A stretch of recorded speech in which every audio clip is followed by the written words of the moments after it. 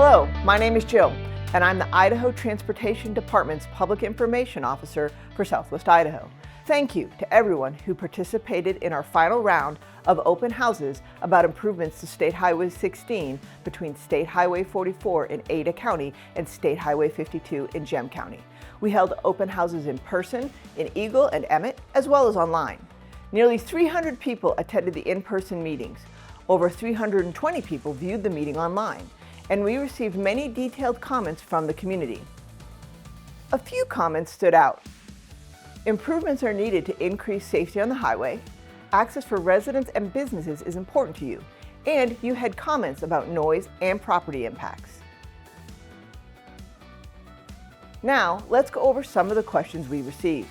What is the plan for managing traffic on the new access roads? Good question. ITD is coordinating with the cities of Emmett, Eagle, and Star, and the Ada County Highway District and several developers to provide access to State Highway 16. New access roads will connect motorists to the highway. While ITD will maintain operations on the highway, the local access roads will belong to a local highway district or agency who will monitor traffic and make changes in the future when needed. How will the right-in, right-out intersections work? Several locations along the corridor will become right-in, right-out intersections. This means that traffic will only be able to enter or exit the highway by turning right. An overpass or underpass nearby will allow traffic to travel to the other side of the highway to again turn right onto State Highway 16.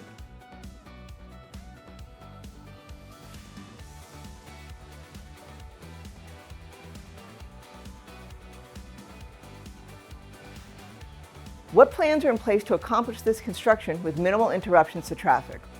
Well, it's still too early to know exact construction plans and impacts, but keeping traffic moving is a top priority as we develop plans.